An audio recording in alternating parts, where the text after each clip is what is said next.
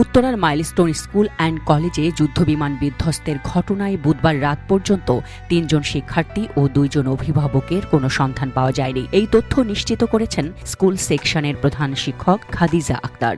তিনি জানান, পরিবারগুলো সন্ধ্যা ৯:৩০টার মধ্যে স্কুল কর্তৃপক্ষকে তাদের নিখোঁজ স্বজনদের বিষয়ে অবহিত করেছে।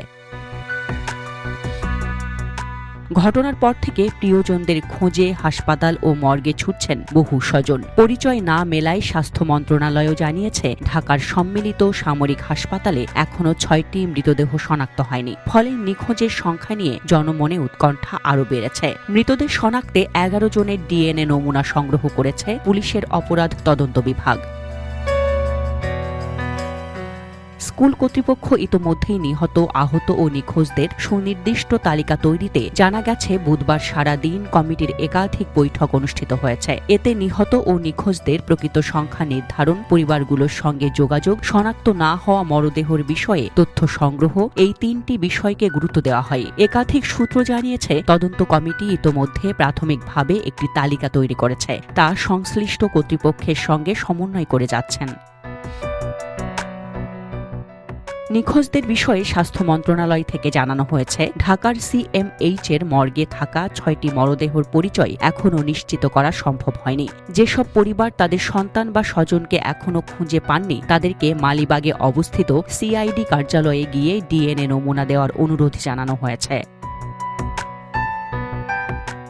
ঘটনার পর গুরুতর দগ্ধ অবস্থায় বহু শিক্ষার্থী ও অভিভাবককে ঢাকা মেডিকেল কলেজ হাসপাতাল, বার্ন ইনস্টিটিউট এবং সিএমএইচ-এ ভর্তি করা হয়। জাতীয় বার্ন ও প্লাস্টিক সার্জারি ইনস্টিটিউটের পরিচালক ড. মোহাম্মদ নাসির উদ্দিন জানিয়েছেন, বুধবার বিকেলে সেখানে ৪৪ জন আহত ভর্তি ছিলেন। এর মধ্যে ৮ জন গুরুতর অবস্থায় আইসিইউতে চিকিৎসাধীন, ১৩ জন সিভিআর এবং ২৩ জন ইন্টারমিডিয়েট অবস্থায় রয়েছে।